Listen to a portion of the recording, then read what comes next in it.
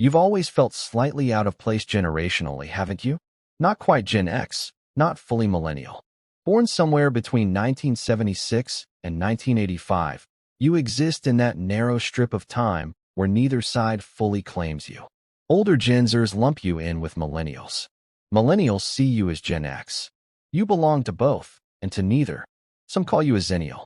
Others say the Oregon Trail generation. Most skip over you entirely. You stopped expecting anyone to fully understand the space you occupy. What actually shaped you wasn't a label. It was timing. You were raised in a slow-moving, analog world. Rotary phones, paper notes, no internet humming in the background. If you were bored, you didn't distract yourself instantly. You endured it. You stared at the ceiling. You flipped through the same magazine again. You called a friend's house and hoped they were home. If they weren't, you tried later. Plans were simple. Meet at a place and trust it would work out. If someone didn't show, you waited a while and then left. That was it. There were no constant updates, no live coordination, no digital safety net. That environment built patience. It built the ability to sit with silence. It trained you to tolerate empty space without anxiety. You learned how to exist inside your own thoughts without needing a stream of input to soothe you. Then the world sped up. First came email, then instant messaging. You typed quickly because conversations on AIM mattered. You curated away messages like miniature personality statements. You got your first mobile phone, maybe a Nokia brick or a Razor, and mastered T9 texting by memory. You burned CDs and labeled them by hand. You took pictures on digital cameras and uploaded them later. As a kid, you were warned never to trust strangers online. A few years later, online dating became normal. The rules flipped almost overnight. The ground kept shifting beneath you. Between 2000 and 2010, daily life transformed at a pace that felt almost violent. You were entering adulthood, starting careers, navigating relationships, trying to define yourself, while the systems around you were constantly being replaced. Email became mandatory. Being unreachable stopped being acceptable.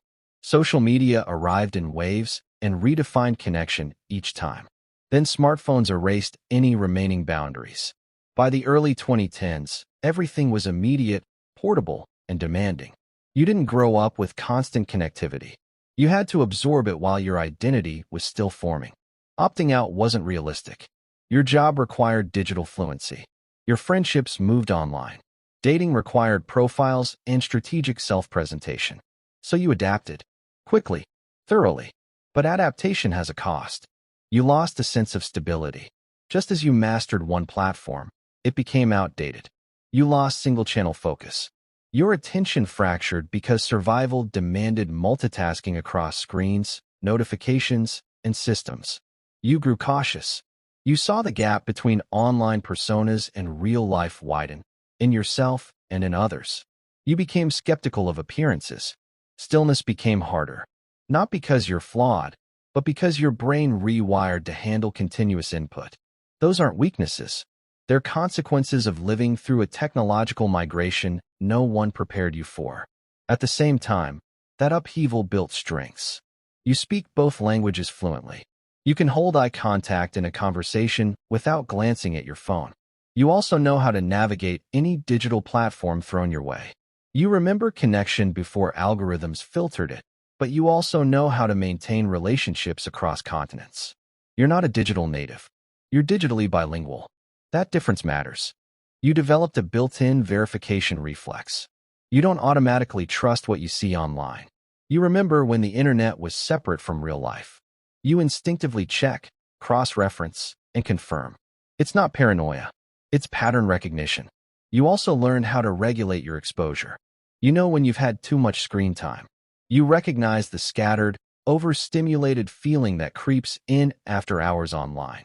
So you step back. Maybe you delete an app for a weekend. Maybe you go quiet. Not as rebellion, but as nervous system maintenance. Change doesn't intimidate you the way it does others. You've been adapting your entire adult life. New platforms, new software, remote work, emerging technologies. Each wave becomes something you absorb and integrate. You don't panic. You learn. That's resilience shaped by repetition. Unlike younger generations, You can sit in a waiting room without reaching for distraction. You knew boredom before smartphones eliminated it. You learned to occupy your own mind. That muscle never fully disappeared. You also detect performance quickly. Curated vulnerability doesn't fool you easily. You remember when authenticity wasn't optimized for engagement. When someone announces a perfectly framed milestone online, you instinctively sense the subtext. It's not cynicism. It's context. Yet being between generations carries its own loneliness. Older Gen Zers may see you as overly connected, too influenced by digital culture. Millennials may see you as slightly detached, too skeptical, too shaped by pre-internet norms. You don't fully share Gen X's early cultural nostalgia, but you also don't entirely align with millennial idealism about reshaping systems. You're too analog for one group, too digital for the other. So you grew accustomed to existing in the margins of generational conversations. Overlooked, misunderstood, slightly miscategorized. But standing in the middle gives you perspective.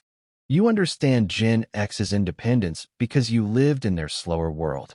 You understand millennials' digital immersion because you built your adult life inside it. You serve as an unappointed bridge between eras. You remember what came before constant connectivity. You adjusted to what followed. And you carry both realities simultaneously. You can operate in a fast-moving environment, but you're aware of what was traded away when speed became the norm. You're deliberate with trust. You double-check information. You disconnect when necessary because you know the psychological toll of perpetual availability.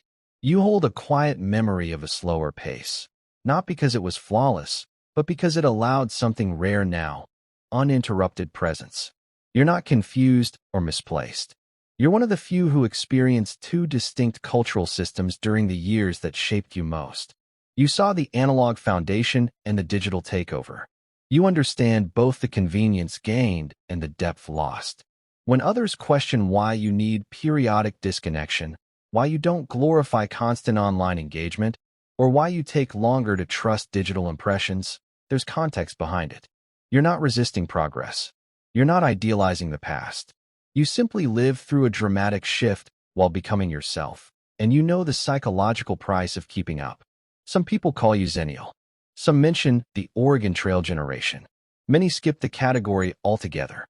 Labels matter less than the experience itself. You remember dialing into the internet. You remember your first screen name. You remember life before notifications dictated attention, and you learned to thrive after they did. That dual exposure shaped a mindset defined by adaptability, caution, and perspective. You carry both the quiet of the past and the noise of the present. You function in acceleration, but you don't forget what slowness felt like. So the real question isn't where you fit on a generational chart. It's which world still feels more like home, the one before everything sped up, or the one that demanded you keep pace.